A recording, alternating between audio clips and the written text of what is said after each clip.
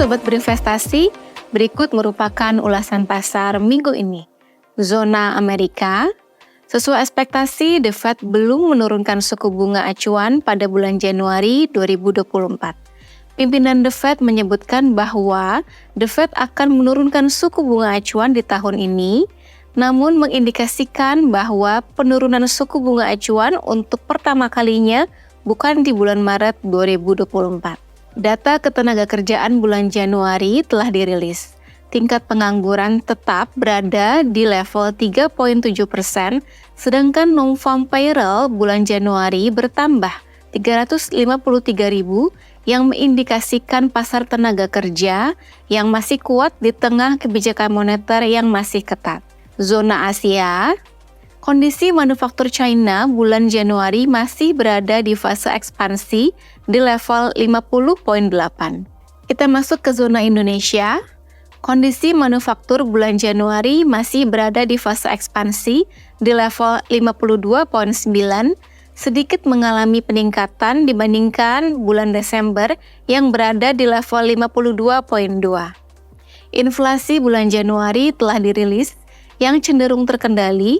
Secara tahunan dan bulanan masing-masing tumbuh 2,57% dan 0,04% versus pertumbuhan inflasi bulan Desember sebesar 2,61% year on year atau 0,41% month on month. Pertumbuhan ekonomi kuartal 4 akan dirilis pekan ini diprediksi tumbuh 5% versus 4,94% year on year di kuartal 3. Cadangan devisa bulan Januari akan dirilis pekan ini, diprediksi mengalami penurunan menjadi 141 miliar US dollar versus 146,4 miliar US dollar di bulan Desember. Market view, IHSG selama sepekan ditutup menguat 1,42% week on week di level 7.238,785. Pada pekan ini akan dirilis data pertumbuhan ekonomi Indonesia di kuartal 4 yang diprediksi sedikit mengalami perbaikan dibandingkan kinerja pertumbuhan ekonomi di kuartal 3 yang diharapkan dapat membuat IHSG kembali berada di zona positif di pekan ini. Asing mencatatkan pembelian bersih sebesar 2,38 triliun rupiah selama sepekan atau inflow sebesar 9,22 triliun rupiah secara year to date. Pada pekan lalu, 3 sektor yang mencatatkan penguatan tertinggi adalah sektor kesehatan, cyclical dan non-cyclical, masing-masing sebesar 2,59%, 0,99%, dan 0,66% secara mingguan.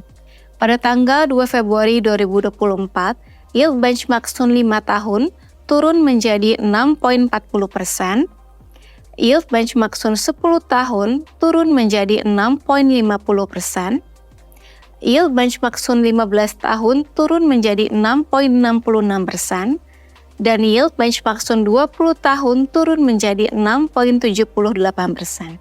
Kepemilikan asing pada pasar Sun per tanggal 31 Januari 2024 tercatat sebesar 841,89 triliun rupiah atau sebesar 14,76% dari total outstandingnya, menurun dibandingkan posisi per 26 Januari 2024 yaitu sebesar 847,72 triliun rupiah atau sebesar 14,86% dari total outstandingnya.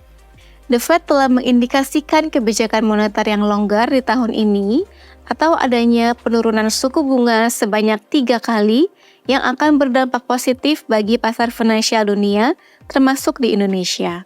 Tampaknya Amerika Serikat akan lebih mengalami soft landing karena untuk tahun 2023, ekonomi diprediksi masih tumbuh 2,6% year on year, sedangkan tahun 2024 diprediksi tumbuh 1,4% year on year. Bank Indonesia juga diprediksi akan mengimplementasikan kebijakan moneter yang longgar di tahun ini yang akan berdampak positif bagi pertumbuhan ekonomi Indonesia. Pasar obligasi akan bereaksi positif terlebih dahulu akibat perbaikan kondisi makroekonomi yang akan diikuti positifnya kinerja di IHSG. Sobat berinvestasi, tetaplah berinvestasi.